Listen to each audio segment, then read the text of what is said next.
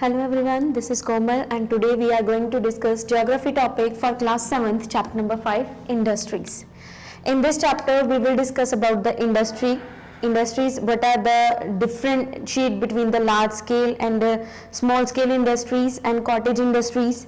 We will discuss about the dependence on industries for the fulfillment of our daily needs.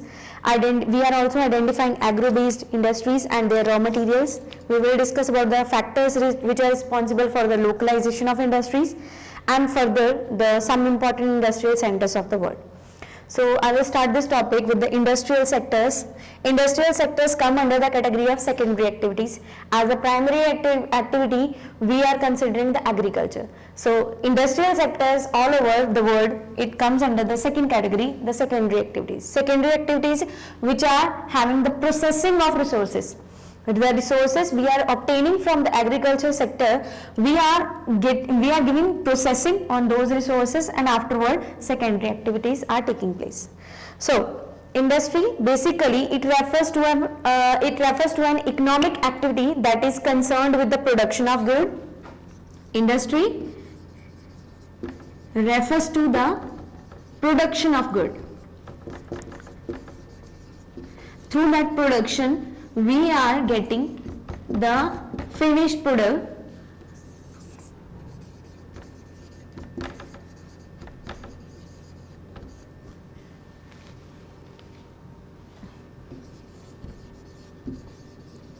okay.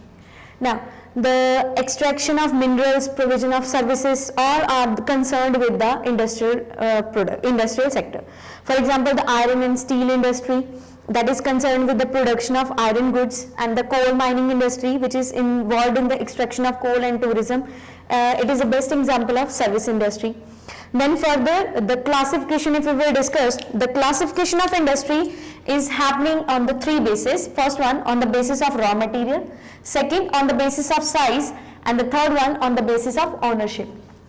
If we will talk about on the basis of raw material, the industries are further divided into four parts. The first one, agro-based industries. Agro-based industries, the industry which are having the agriculture sectors like cotton textile industries, silk industries, then agriculture products mainly. Then second are mineral based industries. The minerals we are extracting from the ores or mines like petroleum, coal, and further the industries are run over that minerals, that are the mineral based industries. Then marine based. Marine means we are getting some raw material from the ocean or the bed of the rocks under the ocean.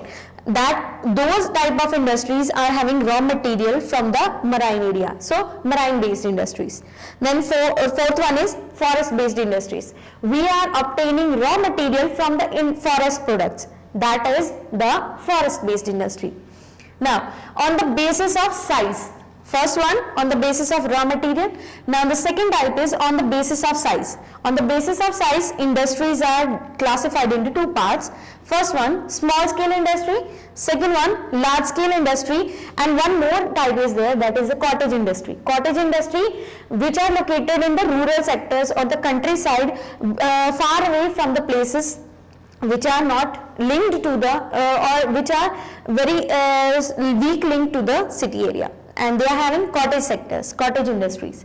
Then small scale industries which are having the small owner or the small sectors to do the things, like industries which are having smaller capital and technological investment. That means small investment for the smaller production. Okay. Then the volume of production is also small. For example, the small scale industries are silk weaving, food processing industries. Then cottage industry, it is also a type of small scale. Cottage industry is a part of small scale industry, and in this the products are manufactured with the hand. Hand means by the artisans. Artisans, those who are having perfect in their work, they are making handicrafts, and those handicrafts are considered in the cottage industry, like pottery, jute bag, basket weaving, all are the part of cottage industry. Now the next is large scale industry. Large scale industries are high capital investment, and in this high capital investment means investment is more, and afterward the product we are getting, and we are selling those products on a higher basis. Like product they manufacture, they also use superior technology. Most of the developed countries of the world like USA, Russia, Germany, Japan, Australia have developed large scale industries, and some examples of these industries are automobile industry, machinery producing industry, and all those. Then on the basis of ownership, 4 divisions are there. First one, private sector, public sector, joint sector, and cooperative sector. First one, the private sector industries. These are owned by the individual person and or a group of individuals. Further that, they are usually for the profit earning. So that's why they are called as a private industries. For example, like Reliance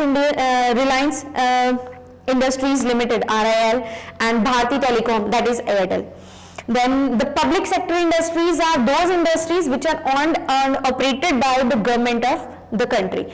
For example, for that is Steel Authority of India Limited, Life Insurance Corporation of India, that means LIC, Airport Authority of India Limited, that is AAI, and the Bharat Sanchar Nigam Limited, that is BSNL.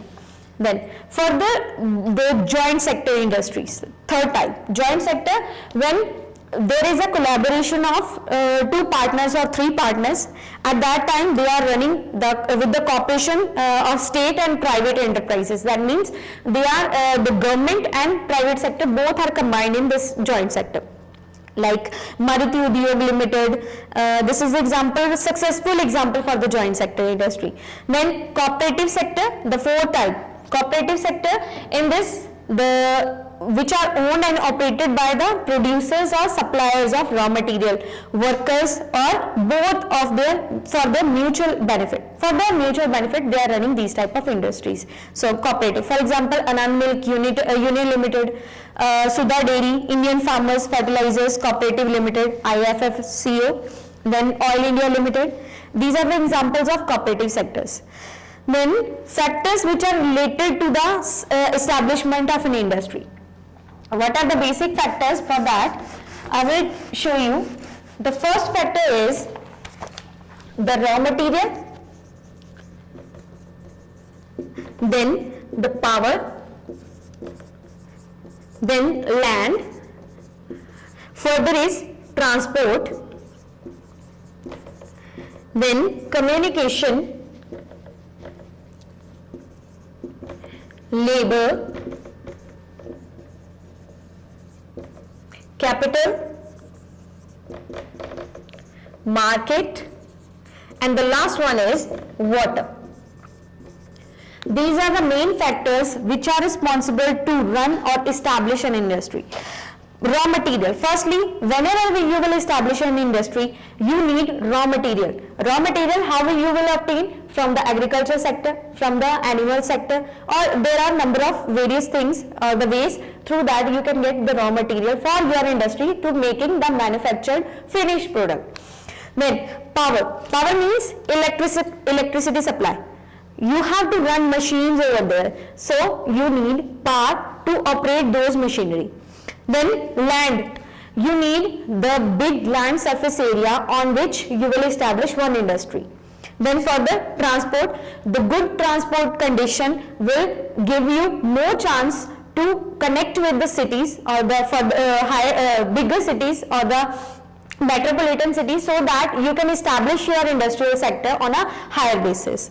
Then communication. Communication means you have to be connected with the further higher industries or the higher public sectors. Through that you can sell your goods or products to the market. Then capital, that means investment. You need more investment if you want a bigger industry. Then market and labor. Manual labor, you already it is clearly mentioned that along with the technology you need labors too, because the things which has to be done with the hand, it should be hand with the done, so it should be done with the hand. So labors are very important. Then market. Vast market should be needed near to the industrial sector so that the selling should be easier. Then water supply is needed for the various purposes, for the machinery, for the raw material furnishing, all those things. So the next thing is the industry a complete process, how the processing take place in an industry. Industrial products can be taken the input, process and output factor.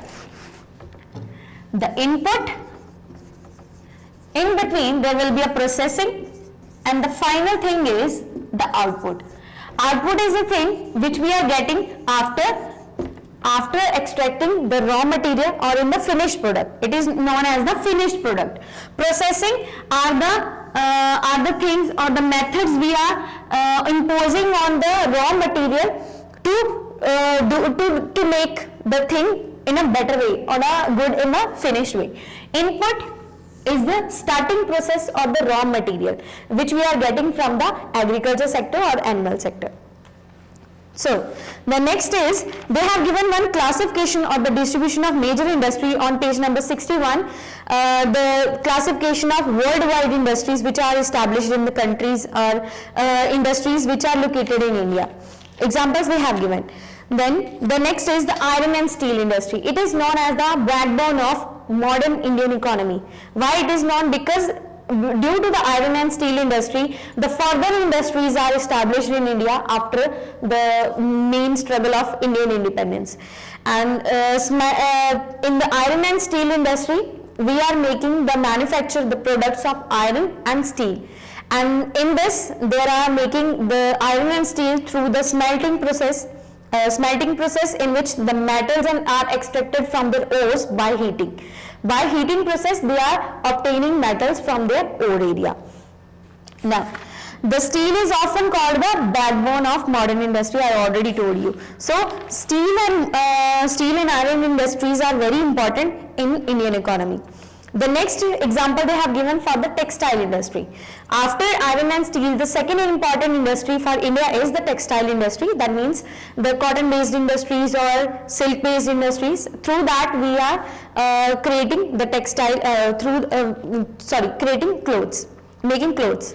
Then information technological industry, that means the IT. IT refers to the storage, processing and distribution of information to all parts of the India. Then major hubs of IT industry globally, if we will say, that is in the Silicon Valley in California, and in India it is Bengaluru, that is on the second position.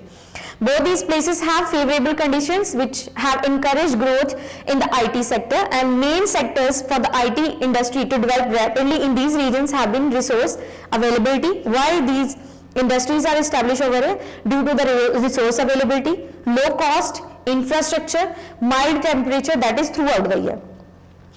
Now, the next thing is sugar industry, the third important industry of India. Sugar industry.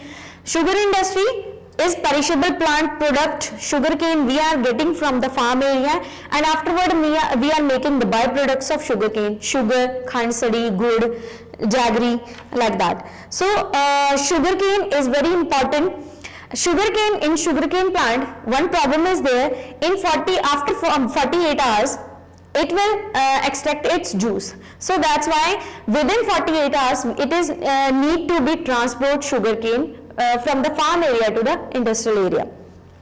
India is the world's largest producer of sugarcane in the world, and the second largest producer of sugarcane is after Cuba. Then shipbuilding industries are there. Shipbuilding, in which the dockyard of ships and the shipwrights are making. The shipyard industry, the process of ship making is called the shipyard, which is specified factor for the construction of ships. Okay, then it is referred as a shipbreaking. Person who is involving in the profession of shipbuilding is called the shipwright. The person who is involving in the shipwright industry, shipmaking industry, that person is known as the shipwright or the shipbuilders. Then the next thing, they have given the 4 shipbuilder centers in India: the Hindustan Shipyard at Visakhapatnam, Golden Reach Workshop at Kolkata, the Mazagon Dock at Mumbai, and the Cochin Shipyard at Kochi. Next is the automobile industry. Automobile industry, in this the assembly line method mainly popular by the Henry Ford is manufactured. Automobile is commendable now being also. The automobile industry divides labor on the basis of specialization, and afterward we are making large supplies of iron and steel, wood, glass and fuel is needed. High skilled laborers are there. high degree of scientific and engineering skill is needed in this industry, large amount of capital, the domestic market demand is also should be needed. The countries like USA, Japan, Great Britain, West Germany, France and Italy, they are making 80% of total world's production of automobile industry. Now, fishing industry, fishing activity, it happens in the oceanic area basically. The top fishing producing countries today being are China, India, Peru, Indonesia and the USA, and other countries like Norway, Chile and Taiwan. And in the USA, fishing industry is concentrated along the Gulf and the New England coast in the Atlantic. Now, the next is the causes of the industrial pollution. How the industrial pollution creating problem for the environment, because we are emitting smoke through the factories, through the industries, and it is creating pollution in the air. On the land surface, we are creating pollution by the hard material. We are creating pollution in water too by the industrial sector, as synthetic chemicals are exposed to the water surfaces. So we have to use some preventive measures to reduce this problem. So they have given some reducing preventive measures. The first one is the selection of industry site is crucial, and the industrial site needs to be properly examined with respect to the existing climate and topographical conditions. Then industrial waste should be subjected to proper treatment prior to the discharge.